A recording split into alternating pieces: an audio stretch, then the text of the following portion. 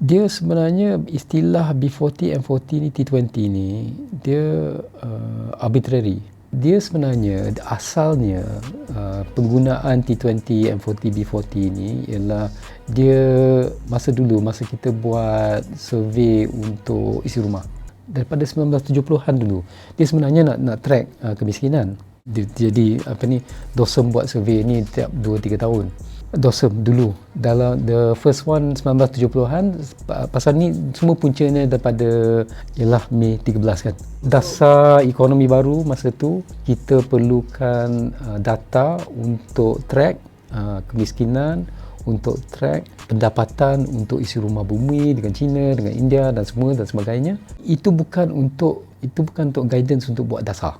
Dia sahaja buat categorization tu pasal dia senang nampak. Ya, kita boleh track over time. Bukan pentujuan untuk buat dasar. Kita menggunakan untuk buat dasar baru 10 tahun lepas. Pasal kita tengok, ni boleh jadikan kita punya sasaran untuk dasar kerajaan. Ya. Tapi masa tu, kita tak tengok mendalam. Kita saja tengok, kita gunakan istilah T20, M40, B40 sebagai ini kaya, ini sederhana, yang ni miskin. Tapi itu tak semestinya tepat. Pasal kandungan isi rumah banyak berlainan. Umpamanya, perbezaan yang terbesar antara T20 dengan B40 ialah income earner. Untuk B40, on average, 2 orang. Tapi untuk T20, 3 orang. Banyak berlainan. Ya? Tapi ini makna dia T20 bukan pasal dia lebih kaya, tapi dia pasal ada seorang lagi yang mendapat rezeki dan mendapat pendapatan.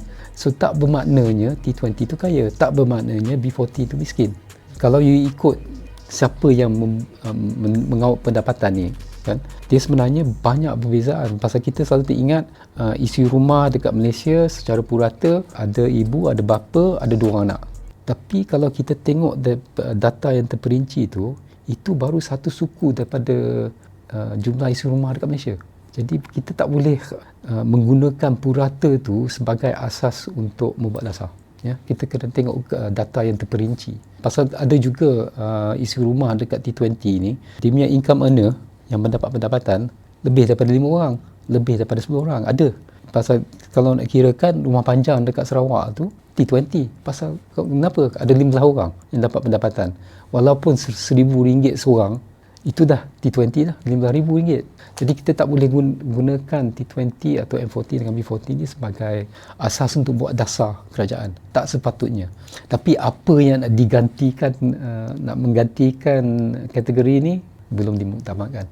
Pasal seperti yang cakap tadi kan, berapa ramai yang ada file dekat LHDN? 6 juta atau 7 juta lebih kurang lah kan. Bukan kira jobless, dia pendapatan dia bukan bergaji. Dia macam pertanian, mana ada bergaji? Kan, kalau dia pesawah, bukan gaji. Kalau dia peruncit, bukan gaji. Kalau dia perunding, bukan saja orang miskin ni kan, accountant, quantity surveyor, dia kebanyakannya sole proprietor, maknanya dia dapat keuntungan daripada bisnes dia terus kepada dia.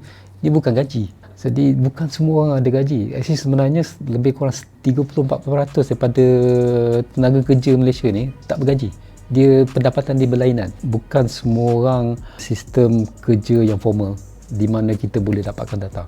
Saya peniaga yang buat dekat pasar malam, dekat pasar Ramadan, mana ada data? Kalau saya petani, tak ada. Padu dia lebih kepada isi rumah kita jumpa dapatkan kan. Tapi yang mana yang dalam sistem bukan formal, you kena report sendiri. Yalah kita boleh dapat daripada LHDN, tapi LHDN dia bergaji je kan. Kalau dapat income daripada dividen dan sebagainya, ialah LHDN boleh dapat. Sumber pendapatan yang lain tak ada.